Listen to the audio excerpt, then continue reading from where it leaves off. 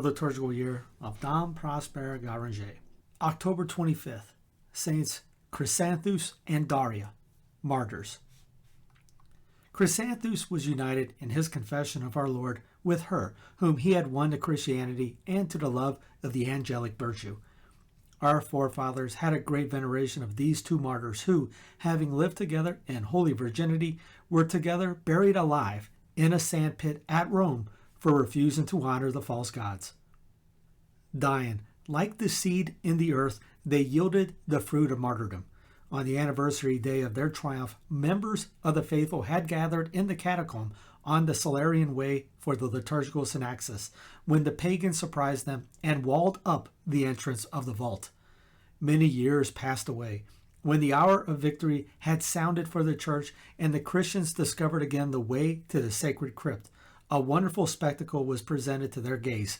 Before the tomb where reposed Chrysanthus and Daria was grouped the family they had begotten to martyrdom. Each person was still in the attitude in which they had been overtaken by death.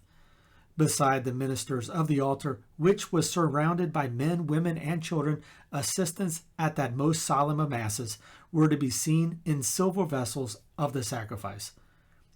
That sacrifice in which the conquering Lamb had so closely united to himself so many noble victims. Pope Damasus adorned the venerable spot with monumental inscriptions, but no one dared to touch the holy bodies or to alter any arrangement in that incomparable scene. The crypt was walled up again, but a narrow opening was left so that the pilgrim could look into the august sanctuary and animate his courage for the struggles of life by the contemplation of what had been required of his ancestors in the faith during the ages of martyrdom. The following is the liturgical legend of the feast. Chrysanthus and Daria were husband and wife, noble by birth and still more by their faith, which Daria had received together with baptism through her husband's persuasion.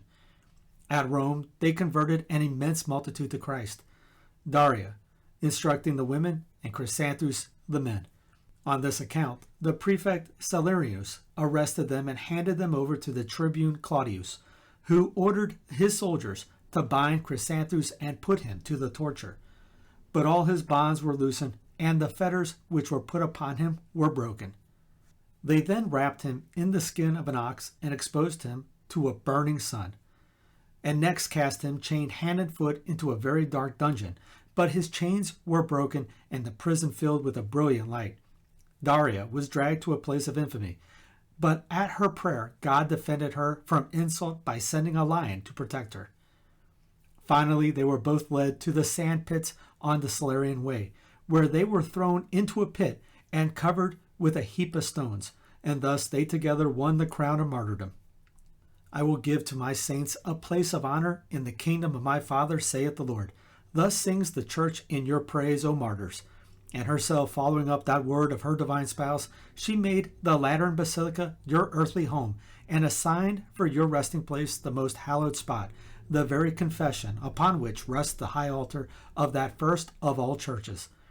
It was a fitting recompense for your labors and sufferings in that city of Rome, where you had shared in the preaching of the apostles, and like them had sealed the word with your blood. Cease not to justify the confidence of the eternal city. Render her faith, which is ever pure, more and more fruitful. And as long as she is ruled by a stranger, maintain unaltered her devotedness to the Pontiff King, whose presence makes her the capital of the world and the vestibule of heaven. But your holy relics have also, through Rome's generosity, carried your protection abroad. Deign to second by your intercession the prayer we borrow from your devout clients of Monstre et Fiel. O God, who in thy saints, Chrysanthus and Daria, didst enhance the honor of virginity by the consecration of martyrdom, grant that, assisted by their intercession, we may extinguish in ourselves the flame of vice, and may merit to become thy temple in the company of the pure of heart.